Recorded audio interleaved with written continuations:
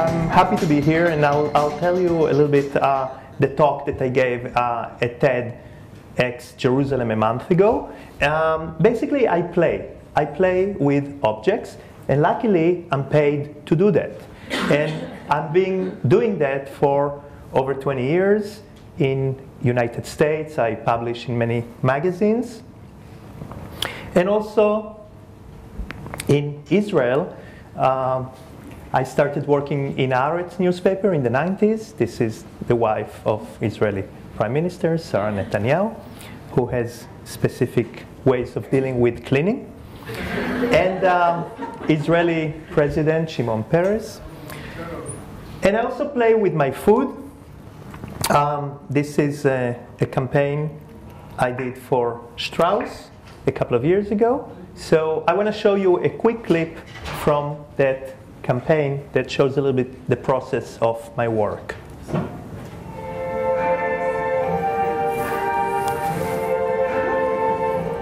I see trees of green,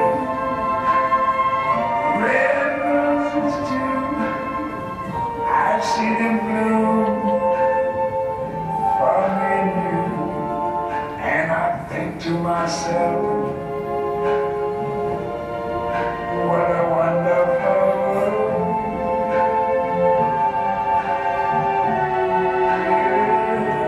Yes, I think to myself, what a wonderful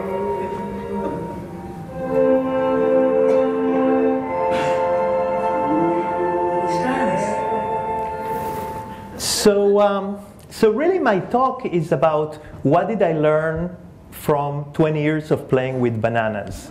So this is really what I'm going to tell you about. So the first thing that I learned is that playing is good. All artists play. And even Picasso played. Picasso played with food. Picasso played with objects. This is a sculpture that Picasso made that uses a bicycle seat and a bicycle handlebar to create a bull, the head of a bull. And now Picasso, who was a master draftsman, he did not use his amazing drawing skill to do that. He only used his ability to look at the world in a different way. A name is a direct path. Once we name something, we go straight to the point, and then we're done. We understand it, and usually we move on. But what if we refrain from naming and we stay in the experience that we're having and we try to feel it intuitively? We might then discover something new. What if we took that playful road, that the scenic road? We might discover something new. So a good way to practice this is to look for faces. The world is filled with faces. And when we are starting to see them, we forget for a second the name of something, the definition of something, and we stay with it, and we play with it, and we enjoy the discovery. And the faces are everywhere. This is the bathroom in my house. This is the fan in my studio. So, looking for faces is a playful activity. Now, I love playfulness because playfulness had a strong effect in my life, and I connect every day to the child I was. I grew up in Uruguay, and I always drew. And as a kid in Uruguay, this is the oldest caricature I have. This is my 4th grade teacher in Uruguay. And in Uruguay, there are many cows, so I drew cows, and I even drew steaks. As you can see, because we love to eat meat in Uruguay, in South America, and gauchos on horses.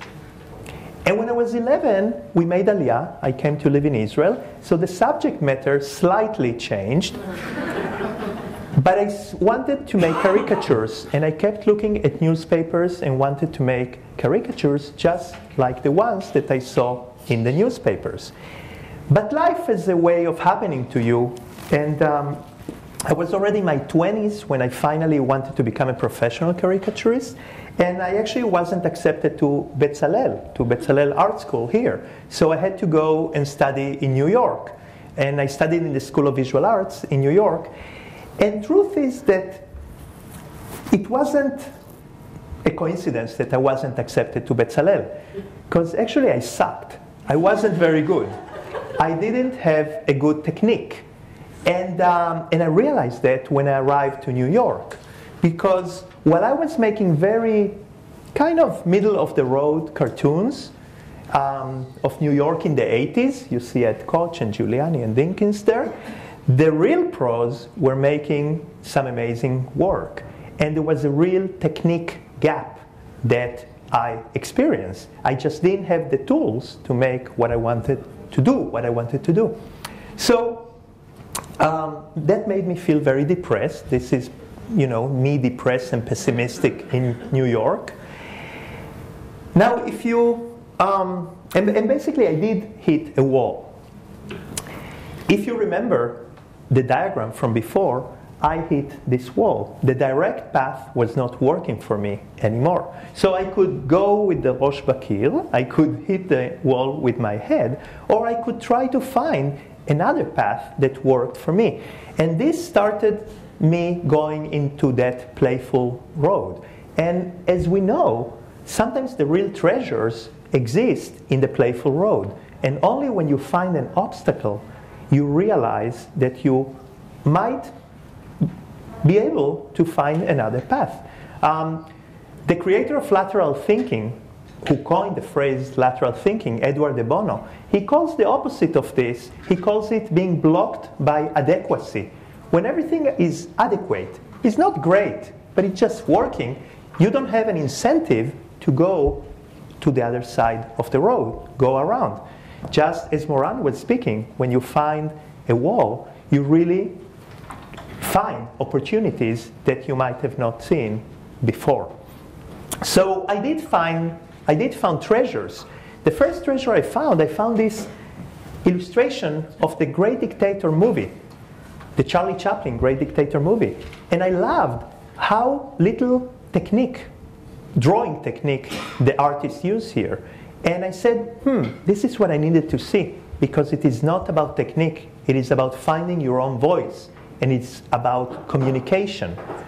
And the second treasure I found, as I was drawing Saddam Hussein in the 90s, 1990, the first Gulf War, I suddenly found this box of matches near my table. And I realized that I could use the matches as the mustache of Saddam Hussein.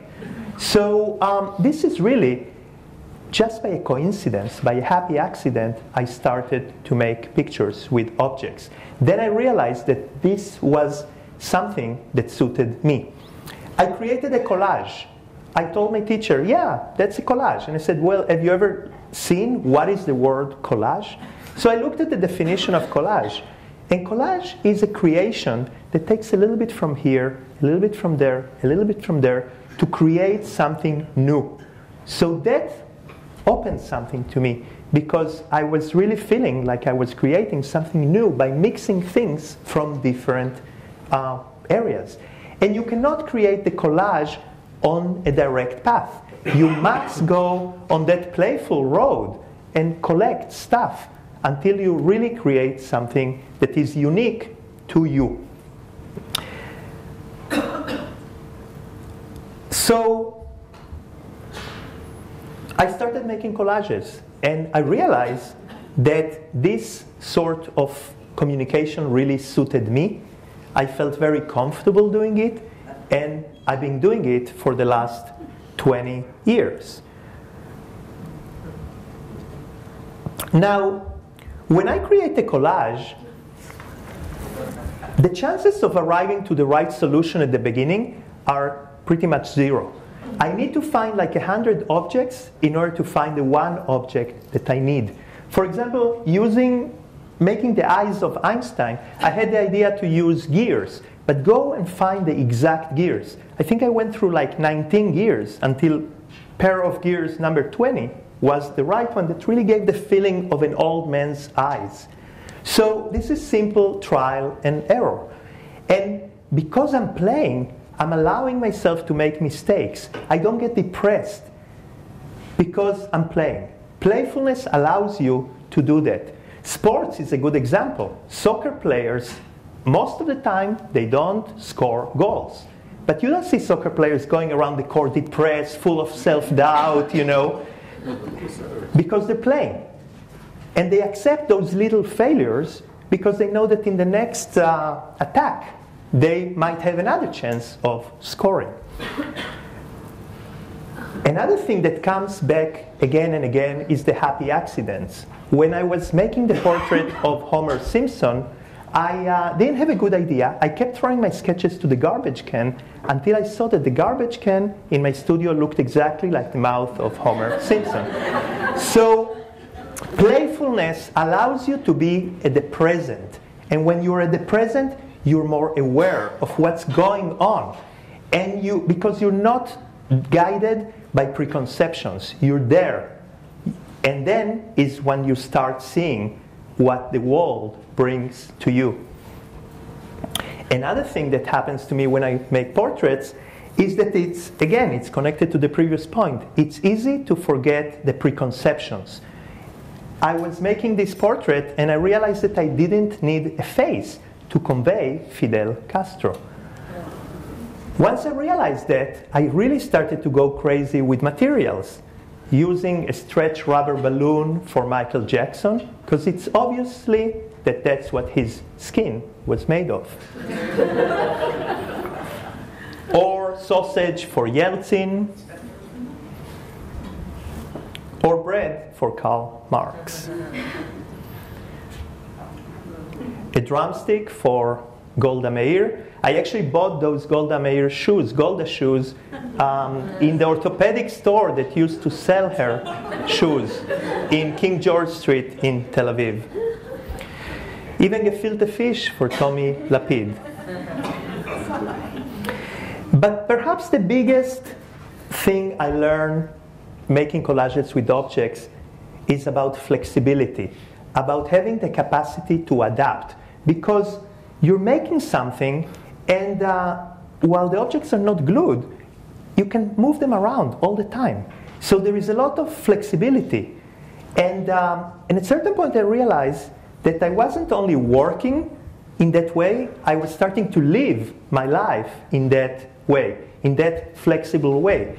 And it happened to me first when I wrote and illustrated my first children's book over 12 years ago, Notzaz Gula in Hebrew, or The Perfect Purple Feather in English. The book became quite successful here in Israel. It was a bestseller. And then kids started sending me pictures that they made with food or with objects. Very, very innocent pictures. And some of them were less innocent. For example, Lior Zamir, she sent me a picture of Monica Lewinsky. Lior was 12 at the time, and she attached a letter and said, and I also put the stain. People in Israel develop very fast, That's my little asbarat moment. I'm happy to report that Lior is 25 now, and she's getting married next month, and she's a wonderful, smart, and funny lady. But that brought me to start doing workshops. First visiting little kindergartens and kids in schools and do workshops. And then I started to work with kids in other countries, like for example in Brazil, or in China, actually working with the Ministry of Foreign Relations of Israel, with Misrad HaChutz. And slowly I also realized that the participants in my workshops were growing and were becoming older. And I realized that adults were having as much fun and were creating with as much ease. Look at this self-portrait that this guy made. And he's no artist, he's an X-ray technician in a hospital. So playing with objects was giving people the possibility to go around their limitations, their self-perceived technical limitations in drawing.